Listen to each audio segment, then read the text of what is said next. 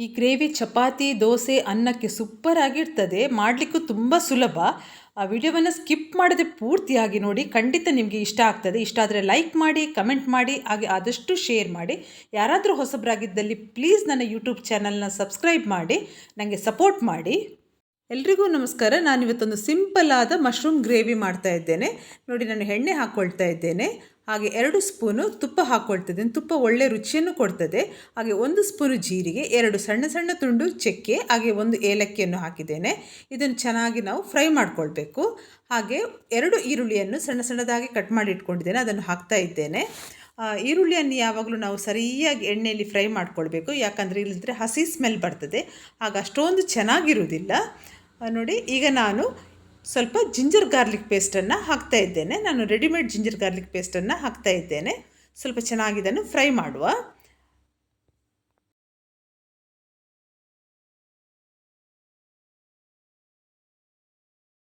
ನೋಡಿ, ಈರುಳ್ಳಿ ಚೆನ್ನಾಗಿ ಫ್ರೈ ಆಗಿದೆ. ಈಗ ನಾನು ಕಟ್ ಮಾಡಿ ಇಟ್ಕೊಂಡಿರುವಂಥ 2 ಟೊಮೆಟೊವನ್ನು ಇದಕ್ಕೆ ಹಾಕ್ತಾ ಇದ್ದೇನೆ. ಇನ್ನು ಇದನ್ನು ಚೆನ್ನಾಗಿ ನಾವು ಫ್ರೈ ಮಾಡ್ಕೊಳ್ಬೇಕು. ಟೊಮೆಟೊವನ್ನು ನಾನು ಸಣ್ಣ ಸಣ್ಣದಾಗಿ ಕಟ್ ಮಾಡಿದ್ದೇನೆ, ಆಗ ಬೇಗ ಬೇಯ್ತದೆ. ಯಾಕಂದರೆ ಟೊಮೆಟೊ ಸರಿಯಾಗಿ ಬೇಯಬೇಕು, ಆಗಲೇ ಇದಕ್ಕೆ ರುಚಿ ಬರೋದು. ಇನ್ನು ಚೆನ್ನಾಗಿದು ಫ್ರೈ ಆಗಬೇಕು. ನೋಡಿ, ಟೊಮೆಟೊ ಚೆನ್ನಾಗಿ ಬೆಂದಿದೆ. ಈಗ ನಾನು 1 ಸ್ಪೂನು ಹಚ್ಚ ಖಾರದ ಪುಡಿ ಹಾಕ್ತಾ ಇದ್ದೇನೆ. ಒಮ್ಮೆ ಇದನ್ನು ಮಿಕ್ಸ್ ಮಾಡುವ. ಹಾಗೆ 1 ಸ್ಪೂನು ಧನಿಯಾ ಪುಡಿ, ಹಾಗೆ 1 ಸ್ಪೂನು ಜೀರಿಗೆ ಪುಡಿ ಹಾಕ್ತಾ ಇದ್ದೇನೆ. ಇನ್ನು ಇದನ್ನು ಚೆನ್ನಾಗಿ ನಾವು ಸ್ವಲ್ಪ ಮಿಕ್ಸ್ ಮಾಡಿ ಫ್ರೈ ಮಾಡಿಕೊಳ್ಬೇಕು, ಆಗ ಒಳ್ಳೆ ರುಚಿಯನ್ನು ಇದು ಕೊಡ್ತದೆ.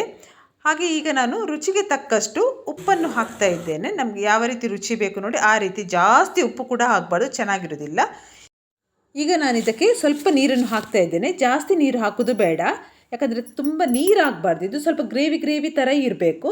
ಇದನ್ನು ಚೆನ್ನಾಗಿ ಮಿಕ್ಸ್ ಮಾಡಿ ನಾವು ಸ್ವಲ್ಪ ಹೊತ್ತು ಇದನ್ನು ಬೇಯಲಿಕ್ಕೆ ಇಡಬೇಕು.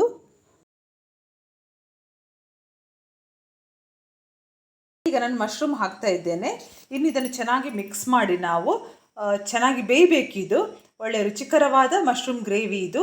ಚಪಾತಿಗೆ, ದೋಸೆಗೆ, ಅನ್ನಕ್ಕೆ ಎಲ್ಲ ಸೂಪರ್ ಕಾಂಬಿನೇಷನ್. ಖಂಡಿತ ಎಲ್ಲರೂ ಇಷ್ಟಪಡುವಂಥ ಒಂದು ಮಶ್ರೂಮ್ ಗ್ರೇವಿ.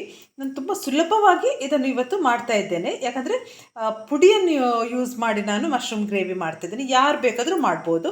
ಬ್ಯಾಚುಲರ್ಸ್ಗೂ ಇದು ತುಂಬ ಈಸಿಯಾದ ರೆಸಿಪಿ, ಅಷ್ಟೇ ಆರೋಗ್ಯಕರವಾದ ರೆಸಿಪಿನೂ ಹೌದು. ನೋಡಿ, ಎಷ್ಟು ಚೆನ್ನಾಗಿ ಬಂದಿದೆ ನೋಡಿ. ಇನ್ನು ಇದು ಚೆನ್ನಾಗಿದ್ದು ಬೇಯಬೇಕು.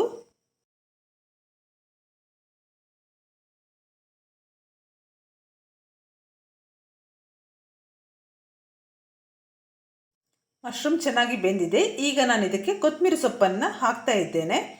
ಕೊತ್ತಂಬರಿ ಸೊಪ್ಪು ಒಂದು ಒಳ್ಳೆ ಘಮವನ್ನು ಕೊಡ್ತದೆ, ತುಂಬ ಚೆನ್ನಾಗಿರ್ತದೆ. ಸ್ವಲ್ಪ ಇದನ್ನು ನಾವು ಮಿಕ್ಸ್ ಮಾಡುವ.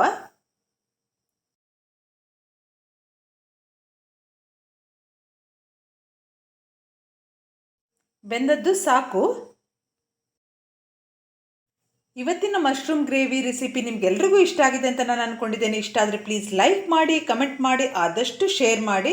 ಯಾರಾದರೂ ಹೊಸಬರಾಗಿದ್ದಲ್ಲಿ ಪ್ಲೀಸ್ ನನ್ನ ಯೂಟ್ಯೂಬ್ ಚಾನಲ್ನ ಸಬ್ಸ್ಕ್ರೈಬ್ ಮಾಡಿ, ನನಗೆ ಸಪೋರ್ಟ್ ಮಾಡಿ. ಎಲ್ಲರಿಗೂ ನನ್ನ ಧನ್ಯವಾದಗಳು.